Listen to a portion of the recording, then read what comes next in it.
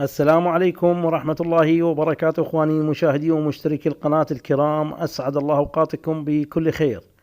كيا سيراتو موديل 2017 تعاني هذه السيارة من المسفاير او خطأ في الاشتعال. سأشرح لكم ان شاء الله كيفية معرفة اخفاق الاشعال عن طريق جهاز فحص الاعطال. وقبل البدء دعوني اجيب على سؤال الفيديو السابق الذي هو: كيف يتمكن كمبيوتر السيارة من معرفة المسفاير بدون أن يكون هنالك حساس خاص بهذا الغرض؟ كان التفاعل كبير وأغلب الإجابات قريبة من الصح، وأشكركم على هذه المشاركة التي تدل على المهارة الفنية والإطلاع العلمي لأغلبكم. إذن ما هو المسفاير أو خطأ الإشعال؟ أحيانا نجد الأكواد الخاصة به مسجلة في كمبيوتر السيارة، خصوصا عند استخدام بنزين غير مطابق للمواصفات المصنعية أو عند تعطل الشرارة في أحد السلندرات. كيف يعرف كمبيوتر السيارة المسفاير في أي اسطوانة؟ أو كيف يعرف إذا كان في اسطوانات متعددة ويخرج لنا كود الراندوم مسفاير أو إخفاق الإشعال العشوائي؟ هنالك طريقتين يعتمد عليها الكمبيوتر في معرفة خطأ الإشعال لأي سبب كان. الأولى تعتمد على مقاومة الكويل نفسه. بالنسبة للسيارات التي يستخدم فيها كويل واحد مستقل لكل أسطوانة كما في هذه السيارة، وتتم عملية الكشف من خلال مراقبة كمبيوتر السيارة للمقاومة الناتجة أثناء الإشعال. فإذا حصل احتراق تام تتولد أيونات تؤدي إلى خفض مقاومة الكويل في مرحلة إتمام الشرارة. بالتالي يستطيع من خلال جداول مقارنة مخزنة مسبقا من معرفة حصول إشعال تام من عدمه. طريقة المراقبة هذه كانت موجودة قبل اكتشاف ال OBD2 في السيارات، وكانت تسمى بالفليم ايونيزيشن ديتكتور، وتستخدم في المسخنات الغازية الكبيرة لاكتشاف أي خلل في الإشعال، وتم اعتمادها في كمبيوتر السيارة بعد تعديل برامج الكشف. الطريقة الثانية يستخدم كمبيوتر السيارة حساس الكرانك في كشف المسفاير. كيف يتم ذلك؟ عند حصول إشعال أو بالأحرى انفجار في أحد أسطوانات المحرك، فإنه يحصل ضغط على الكرانك نتيجة نزول المكبس بقوة، يحدث ذلك أثر ارتداد في عمود المرفق يؤدي إلى فارق زمني بسيط جدا.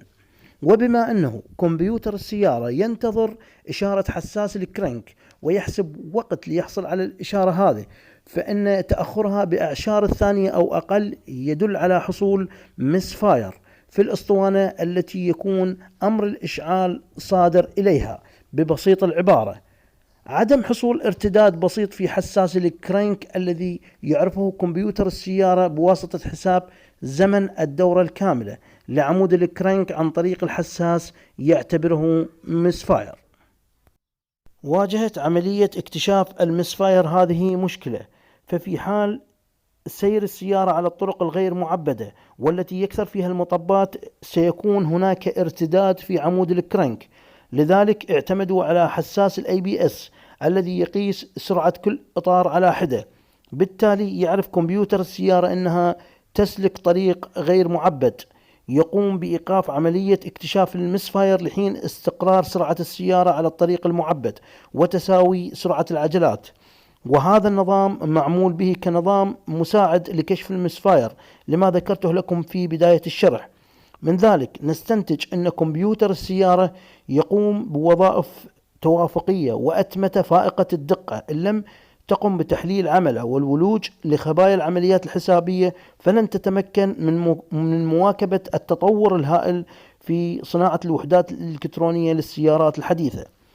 وكذلك يجب معرفة أن نظام كشف المسفاير يكون غير فعال عند بداية تدوير المحرك أو الكرانكينج، ويعتبر هذا النظام وحدة مرجعية في معالج الكمبيوتر يقوم البعض بإلغائه، مما يؤدي لعواقب وخيمة على المحرك. وكذلك يتجاهل النظام المسفاير العابر ولا يقوم بتسجيله إلا إذا تجاوز الحد المسموح. عندها سيقوم بتسجيل كود وإظهار لمبة الإعطال أو التشيك إنجن. من أسباب المسفاير استخدام شمعات اشتعال رديئة أو غير متوافقة مع ما مطلوب، مما يؤدي لمشاكل تفاوت المقاومة وحصول أخطاء الإشعال. بعد هذه المقدمة الطبية دعونا نشخص عطل هذه السيارة. المحرك يعمل بشكل جيد، أحيانا وأحيانا أخرى يكون غير مستقر، لا توجد أكواد مسجلة، ولغرض تحديد المسفاير يجب الفحص بواسطة اللايف داتا، لأن ذاكرة الأعطال لن تسجل أي كود في حال كون المسفاير يأتي ويذهب وغير مستمر. وربما في بعض السيارات يكون العطل مسجل كتاريخ، لكن في حالة عدم وجود أي كود فإن البيانات الحية توفر إمكانية معرفة المسفاير في أي سلندر بدون أن تبين سببه. فقد يكون كويل متعطل أو مشكلة في حقن الوقود أو عطل في صمامات المحرك. الكمبيوتر يحدد وأنت تفكر في السبب. إذا دخلنا على البيانات الحية وذهبنا لوحدة مراقبة أخطاء الإشعال، نقوم بتحديد كل الأسطوانات. نلاحظ السلندر رقم 1 قام بتسجيل أكثر عدد من المسفاير، وهذا يدل على وجود مشكلة فيه. بالنسبة للأخوة الذين يعانون من النسيان وعدم حفظ أرقام الأسطوانات، فيمكنهم رفع فيشة أي بخاخ أو أي كويل والدخول على ذاكرة الأعطال، سيجدون كود يخص مشكلة في البخاخ أو الكويل بالرقم، ومن خلاله يستطيعون معرفة رقم السلندر المطلوب. وهنالك طريقة أخرى هي الاستعانة بالعم المحترم جوجل. هذا هو السلندر المقصود الذي يسجل أكثر عدد من المسفاير. إذا قمنا بمراقبة البيانات الحية نلاحظ أن المسفاير يبدأ أحيانا بعد الضغط على دواسة البنزين، أي عند تسارع المحرك، وأحيانا في الآيدل. وعندما يظهر المسفاير يبدأ المحرك بالارتجاج، وتومض لمبة التشيك انجن بشكل متقطع، وتظهر أعراض التفتفة واضحة عند العادل، وخروج غاز الهيدروكربون بالرائحة المميزة. أن الهيدروكربون مضر جدا ويؤدي إلى تدمير أو تلف الكاتاليست كونفرتر أو حجر البيئة، لأن البنزين يصل غير محترق وقد يشتعل بسبب الحرارة العالية للكاتاليست كونفرتر. بالتالي يؤدي هذا الاشتعال إلى ارتفاع كبير في درجة حرارة المحول الحفاز. ربما تؤدي هذه الحرارة إلى انصهار جزئي في الكونفرتر نفسه. إن أسرع طريقة لفحص الكويل المقصود هو بإخراجه والمحرك يدور، ولا أنصح بهذه الطريقة للمبتدئين لأنها قد تؤدي للصعق الكهربائي. إما أنا فأستخدمها دائما ولا تؤثر على كمبيوتر السيارة إطلاقا. ومن أراد أن يجادل من لا شيء فليرجع لجداول المقاومة المخزنة في البرنامج التشغيلي لكمبيوتر السيارة. نقوم بوضع لمبة الفحص على سالب البطارية، وبواسطة السلك يمكن اكتشاف التسريب الكهربائي كما تلاحظون اخوان. هنا يمكن ان نعرف عطل الكويل او انه يقوم باخراج الكهرباء.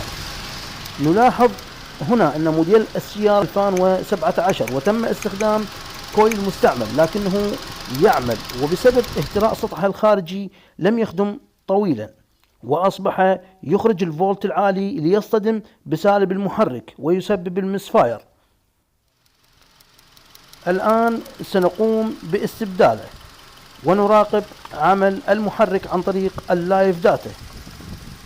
ومن المهم جدا اخوان انه عند تعطل او بداية تعطل احد الكويلات، يعني انتهاء عمر الكويل، فالباقي انصح باستبدال كل الكويلات. طبعا اذا كان عمر السيارة اكثر من 3 سنوات فستبدأ الكويلات تباعا بالتعطل.